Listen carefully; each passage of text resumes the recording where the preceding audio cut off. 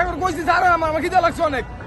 আমরা গাড়ি চালা ভাত খাই, কেন আমাকে হয়রানি, কেন আসতে উঠতেছে, এই কেন আসতে উঠতেছে? হসপিটাল থেকে আসছে, নাটক করে দুদিন পর পরে রাস্তা বন্ধ করে পড়াশোনা করেছি, জাতির কোন কাজে লাগবে? আমি রিকোয়েস্ট করলাম যে ভাই আমি ডায়াবেটিসের রোগী, আমার গাড়িটা ছেড়ে দেন, আমি বাসায় ভাত খাবো। সবাই আপনারা যদি প্রকৃত যদি বাপের বেটা যদি হয়ে থাকেন তাহলে চলেন সচিবালয় হয়।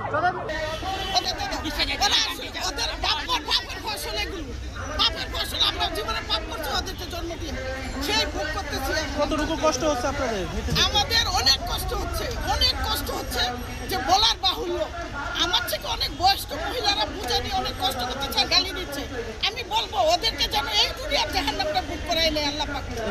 হ্যাঁ, আমাকে বলে ভাইরাল হওয়ার ধান্দা। কিসের ভাইরাল হওয়ার ধান্দা? এখানে কিসের ভাইরাল হওয়ার ধান্দা করব? কিসের ভাইরাল? ওখানে শিক্ষার্থীরা বলছে তারা কি শিক্ষিত?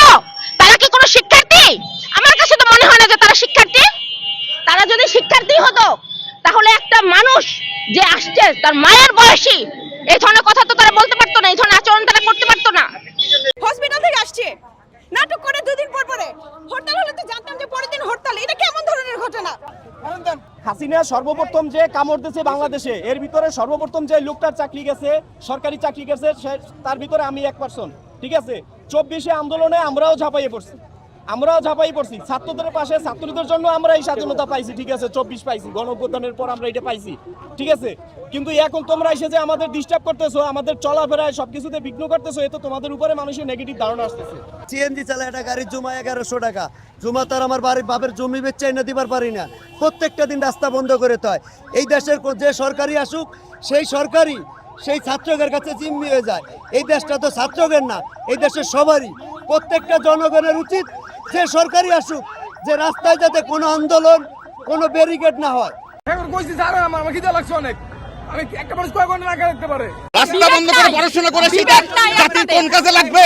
তিনটা বাচ্চা আছে গাড়ির মধ্যে, রিকোয়েস্ট করতে আসছি, হাতে পায়ে ধরতে আসছি। আমি মোট 4 ঘন্টা ধরে দাঁড়া রয়েছি, 3 ঘন্টা তো ফেলে আইছি, 4টা ঘন্টার উপর দাঁড়া রয়েছি আমি এনে। আর এরা কিন্তু না খায় অবাক দেয় না, না খাইলে কেরম হয়? আমার ঘরে বাজার লাগে, আমার গাড়ির জমা দেওয়া লাগে 500, আমার সংসার আছে, ঘর ভাড়া আছে, কিস্তি আছে, এটা কে দিব আমারে? আপনারা যদি প্রকৃত যদি বাপের বেটা যদি হয়ে থাকেন তাহলে চলেন সচিবালয় হয়। চলেন গেলিঘাট খুলেন, চলেন সচিবালয়ে যাবো। আপনাদের সবাই ছাত্ররা যাবেন, যাবেন আপনারা, চলেন সবাই যাবো সচিবালয়, চলেন। আমি রিকোয়েস্ট করলাম যে ভাই আমি ডায়াবেটিসের রোগী, আমার গাড়িটা ছেড়ে দেন, আমি বাসায় ভাত খাবো। সবাই বলতেছে নির্বাচনের পরে সব ঠিক হয়ে যাবে, নির্বাচন কি ম্যাজিক? বর্তমানে বাংলাদেশের সরকার নাই। 3 ঘন্টা ধরে করতেছি, একবেলা কিছু খাই না, পানিও খাইতে পারিনি। আমার তার হাত পা কাঁপতেছে, আমি তো বললাম না দুপুরে আমি খাই নাই। যৌক্তিক কারণ থাকলে সরকারের সাথে করে, সরকার তো সবকিছু কনসিডার শুনতেছে না তো, সরকার তো সবকিছু যৌক্তিক, যেটা সমাধান প্রত্যেকটা আমি নিজে জানি যে সমাধান করতেছে। তাই বলে আমরা গাড়ি চালা ভাত খাই, কেন আমাকে হয়রানি, কেন আসতে উঠতেছে, এই কেন আসতে উঠতেছে? বলেন আপনারা কেন দিলেন? আমি গণমানুষের বাচ্চা নাকি? আমি গাড়ি চালাই দিই, আমি মাননি গাড়ি রাস্তা ব্লক করলে এই 3 ঘন্টার উপরে কার রইছি? আমরা কি মানুষের বাচ্চা না অমানুষের বাচ্চা? আমি খাওয়া দাওয়া করুম না, কেন আমাকে পিঠ দেওয়া দেখবো? আমাকে বলতো পাবলিক কেন দেওয়া দেখবো? আমরা কেন, আমরা মুক্তি কেন দিব? আপনারা বলেন।